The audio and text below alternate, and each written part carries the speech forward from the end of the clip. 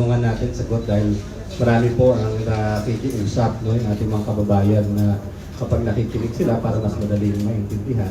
Of course, pwede naman both English and Filipino naman ang ating gagawin sa ngayon. Maganda tanghali sa ating regular press briefer. Maikli lamang po at konti lang ating mga anunsyo sa araw na to. Kasama pa rin po natin siyempre si Secretary Duque at ang ating pong Director ng Epidemiology Bureau na si Dr. Ferchito Avelino. Sec? Maraming salamat, Yusek Eric, at kasama din natin ngayon ang Director ng Epidemiology Bureau. Wala iba kundi si Director Chito Avelino. At sa ngalan ng Department of Health, ako po ay bumabati sa inyo ng isang napakamagandang araw. At amin pong ibahagi sa inyo na ang sa ngayon, alas 12 ngayon araw, ang DOH ay nag-uulat na meron po tayong 80 pasyente na tinagurian persons under investigation or PUIs para sa ating 2019 nCoV acute respiratory disease or ARD. Sa 80 PUIs ay 67 ang kasalukuyang naka-admit at nakahiwalay doon po sa mga ospital na kung saan may isolation room. Habang ang 10 naman ay napauwi na. Ngunit tinatawag natin strict monitoring, under strict monitoring. Ang DOH ay nag-uulat din, inuulit natin yung iniulat kahapon na umaga na may isang PUI mortality with a negative result and 2 confirmed cases with 1 mortality. Yung pala isa sinasabi ko yung una nung Thursday, yung HIV complication. Negative yon, okay? Plus yung kahapon, yung sinasabi natin, dalawa, yung isang pumanaw because of severe pneumonia. Ito pong pagtaas ng ating PUIs ay nangangahulugan na ang ating pong pagmamatsa o surveillance ay atin na napaunlad. So, much better surveillance system at ganoon din po ang contact tracing natin ng Epidemiology Bureau. At atin pong pinalawid din ang ating PUI category to the whole of China. So hindi lang po ito Wuhan or Hubei, kundi buong China na po. At ito pong kahapon na deklara ng ating Pangulo yung imposition ng travel ban to mainland China, including Hong Kong and Macau. No? Kasama po yan. Today, ang ating pong Research Institute for Tropical Medicine ay kinukumpirma ang 30 PUIs bilang negative for the 2019 nCoV test. Yung pong dalawa ay yung nag-test ng positive and 48 results are pending. Yung dalawa, yun na yung nauna. Okay?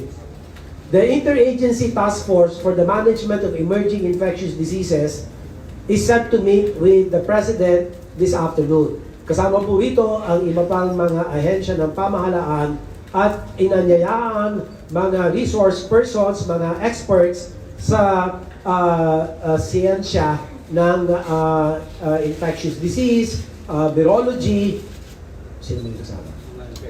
Sa mga infectious disease specialists for adult and children. Para nga mapag-usapan, talakayin kung ano ba ang pinaka-mabuting mga susunod na hakbang sa pangangasiwa or case management of the 2019 nCoV ARD in the country.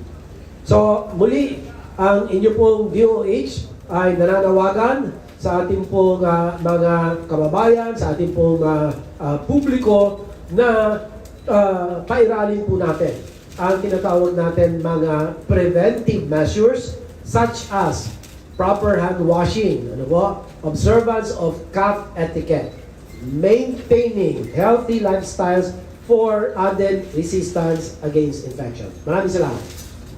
May oras po tayo sa kaunting katanungan.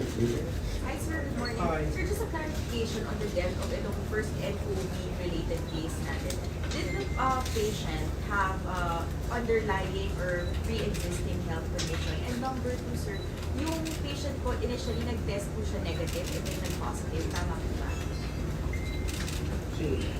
Yung sir, walang underlying conditions. Although yung nakita nga, ang nakita lang sa kanya nga yung pneumonia. Pero aside from dun sa coronavirus, meron din siyang positive na Haemophilus, meron din Klebsiella. So may iba pa na mga virus at saka bacteria na nakita. Hindi siya nag-test negative previously. Ito yung first test sa kanya yung ginawa sa RIT. So, sir, itong Ko lang, no? Nilinawin lang natin kasi medyo baka malito. No?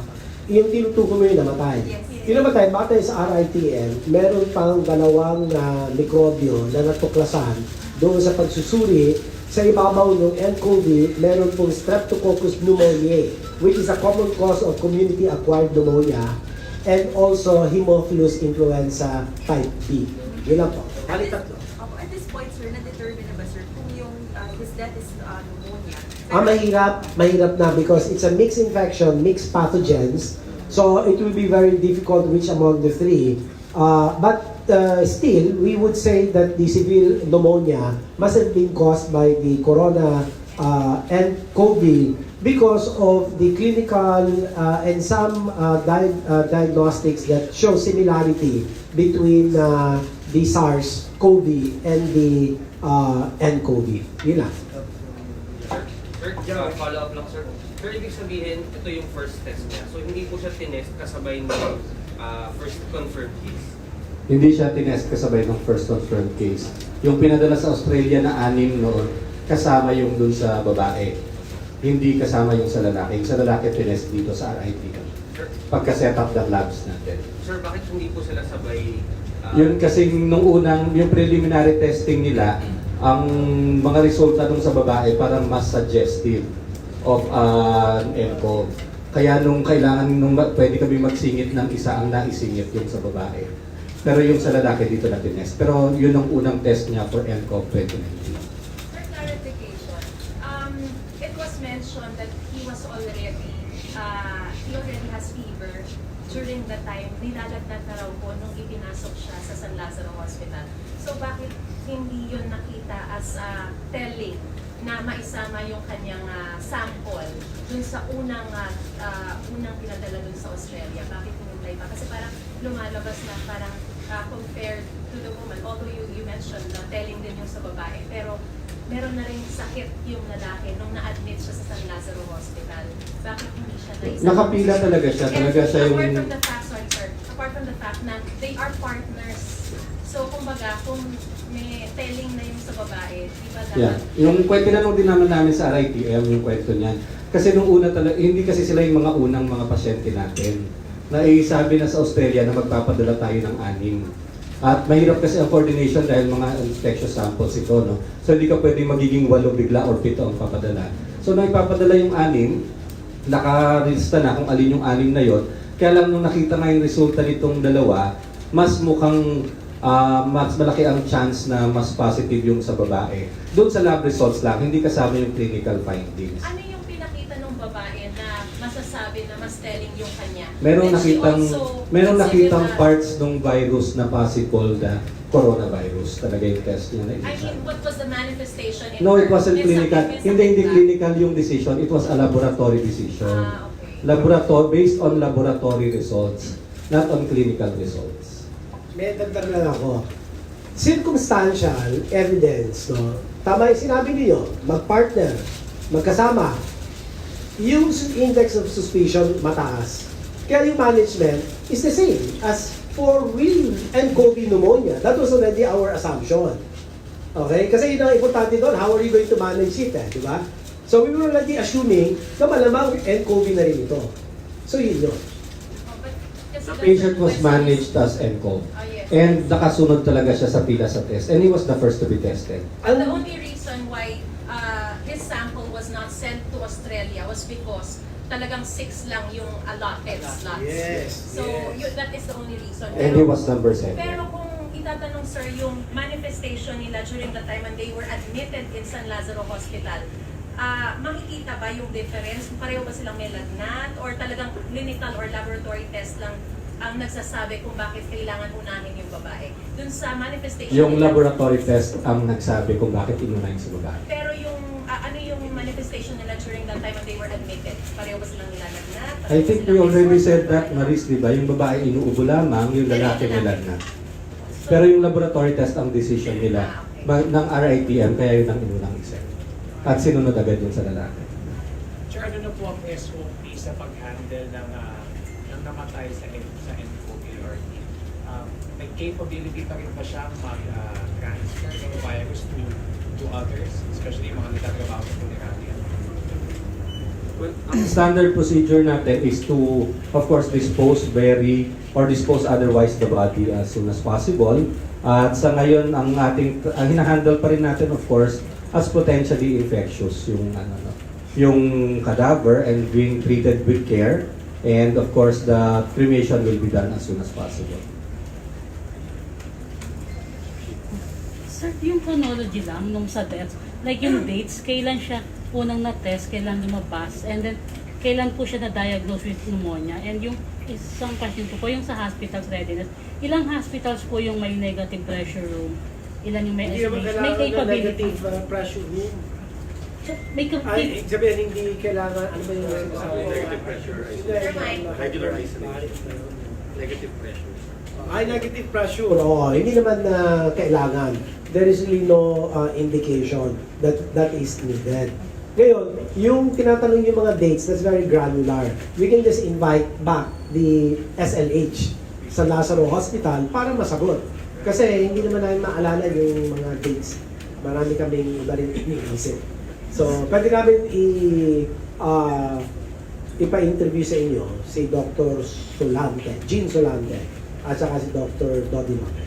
Sir, yung yung sa regions, kasi ko kalat, anong mga DOH hospitals yung referral sa regions? Saan nila pwedeng dalhin yung capable na mag-handle? Kasi hindi yata Lahat ng DOH na medical centers, level 2 and level 3 hospitals, ay capable. No? Kasama po yun sa licensing requirement natin.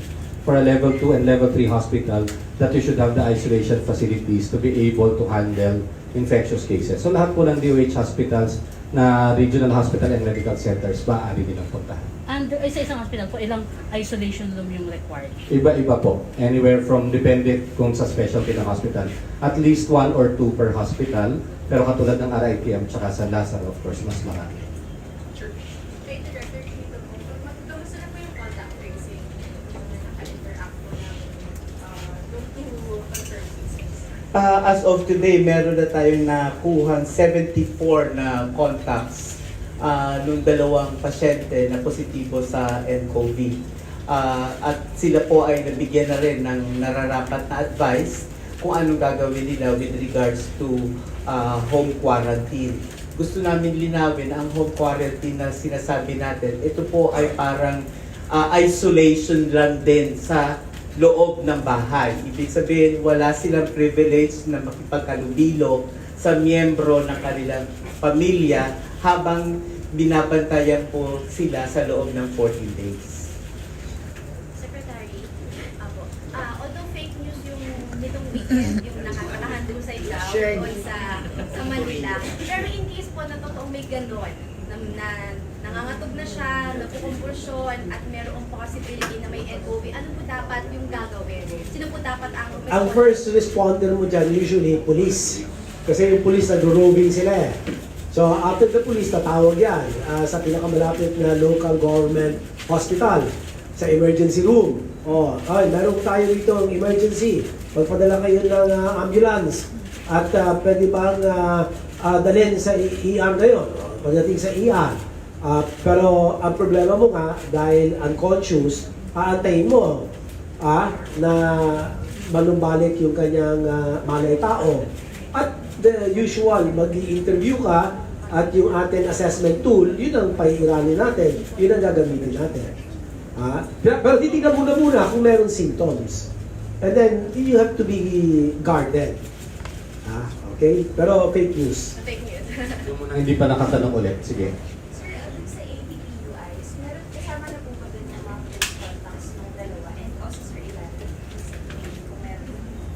Dun sa PUI na reported today, may nakitaan tayo na sa contact tracing, may nagkaroon ng may sinyales ng symptoms ng ubo at sipon.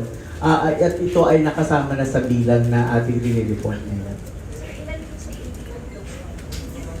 Walo. Next question.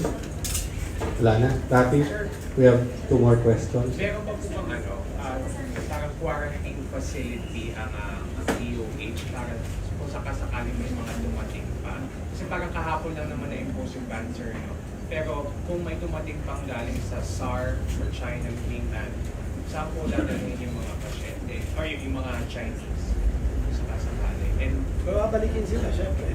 so hindi na sila ipo-quarantine dito, sir? Chinese nationals, since yesterday po lahat ng Chinese, actually foreign nationals coming from China, it was immediately implemented by the airport authorities at immigration. So wala na pong nakapasok, binalik po sila sa pinanggalingan nila. Pero do we have a quarantine facility if in any case hindi pwede sa bahay or For aling pasyente yung pinag-uusapan natin ba? Quarantine facility For- in general? Of course, the isolation in the hospitals if they're asymptomatic. But what you are probably referring to in particular is the planned repatriation of about 40 to 50 Filipinos who are now in Wuhan. Is that the correct way to rephrase the question? Okay. Now, we are going to present the options during the task force meeting with President Duterte tonight to give us the guidance, because I'm not yet at liberty to tell you what these options are, what these quarantine facilities may be. But suffice it to say that we need to prepare everyone, even the communities where the quarantine facility will be situated. Sir, balikan ko lang yung dun sa case nung namatay na patient. Kasi base dun sa timeline na binigay kahapon, parang gumagaling na to na patient. And yet, namatay siya sa severe pneumonia. Ito ho bang pneumonia niya, hospital-acquired pneumonia? Because yung sa streptococcus pneumonia nga yung nakita dun sa lab results. Well, mukhang community acquired talaga ng mixed infection. Pero tama ka, Jovic, na yung parang last 3 days, medyo stable yung pasyente. Kaya lang biglang na-deteriorate yung kanyang condition. Of course, gumagawa pa rin naman sila ng clinical audit ngayon sa ospital para mas examine kung ano yung nangyari at saka intindihin. Pero ang pag-report sa atin ay parang siya, community acquired yung pneumonia. In terms nun, sir, sa cremate ng body ng patient, ano na po yung update dun sa atin? Well, sinischedule na namin yung kanyang cremation, and siyempre lahat ng precaution gagawin naman natin para sigurado na walang possibility ng exposure ng kahit sino na ma-involve during the cremation. Ay po. Sir, para mas malinaw lang po, kailangan natin pwedeng sabihin na talaga pwede nang lumabas yung isang PUI and yung isang na positive na asymptomatic na or gumuguti na po yung kalagayan. Dalawang negatibong test results ang kailangan natin. Yan ang as a protocol, yan ang standards. Kaya yung babae na iniulat natin nung una na first case of nCoV, hindi pa rin natin pwedeng paalisin dahil hanggat hindi na-satisfy yung 2 negative test results, tsaka lang natin siya pwedeng paalisin. Sir, yung kung ano, sorry. 48 hours. May time frame ba yan kung kailan yung susunod na test dapat sa kanya? 24 to 48 hours between the 2 Ang tests. interval. Yes. Follow up lang po dun, sir, dun po sa mga PUIs na nailabas na sa ospital or baga po pwede self-quarantine. Pero hindi pa po sila pinapayuhan na makisalamuha sa mga tao. Ikaw na kaya? Yung mga pinauwi ng 10, although we are encouraging them to still be conscious ng kanilang kalusugan, pero sila po ay na-clear na at ang base sa kanilang laboratorio, negatibo sila sa nCoV. Huling tanong. Sir Johnson po, for Vincent. Yun bang quarantine area na ikinukonsider sa Fort Magsaysay? Final na po ba yun? At saka, yun bang Pilipino daw na galing from Taiwan? Are they required for a self-quarantine? Doon sa una mong tanong, wala pang hindi pa yan finalized. Kasi nga, gaya ng sinabi ko kanina, ibibigay kay President Duterte for his guidance. Kung 4 months sa iba or another, there's also an island being considered for the quarantine facility, but there is nothing definite. But yung pangalawa naman, sa Taiwan, we will have to make the adjustments in the Interagency Task Force on Emerging Infectious Diseases. We will convene this afternoon. So this is one of the considerations. Sir, sorry pakabo lang. Sa Thailand kasi meron daw nakita na apparent success in treating NCOV by using drug cocktails. HIV, AIDS. Oseltamivir with lopinavir and ritonavir. And apparently, yung nag-positive daw initially sa NCOV within 48 hours ay bumuti ang lagay. How are you seeing this, sir, as a possible cure for NCOV? Well, mukhang this is a combination of antiviral. The oseltamivir has been proven to be effective for influenza A virus, AH1N1, and all other types of influenza A virus. Now, the other two that you mentioned, they are for the HIV/AIDS patients, no? But if they say that there seems to be an improvement after 48 hours using this, that is probably anecdotal, as Yusek Eric is saying. Anecdotal because you have to remember that there are 80% of cases now in China are considered mild.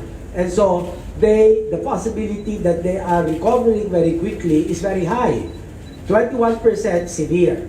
So baka yung nakuha nilang pasyente, ito yung andun sa mild. Kaya siguro nagpapakita ng signs of recovery concomitantly with the combination therapy.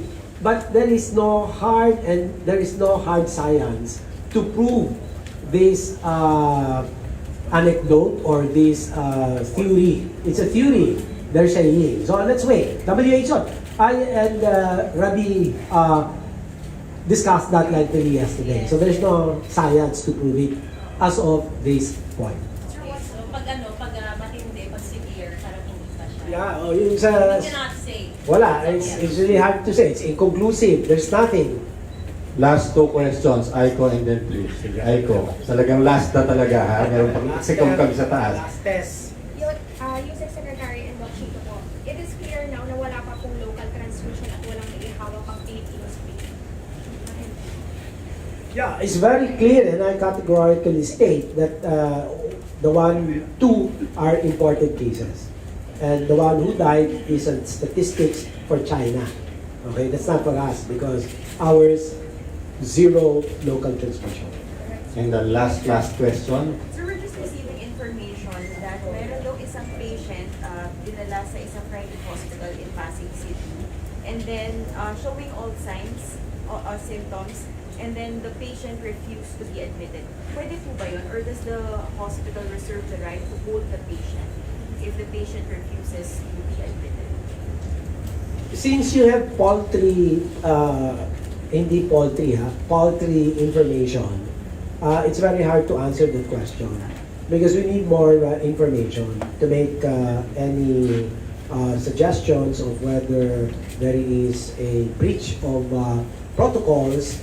But obviously, we are bound by the law on the Disease Notifiable Act. And if this particular condition fits in the category or the criteria for which you consider it as a notifiable disease, then it's their duty to report.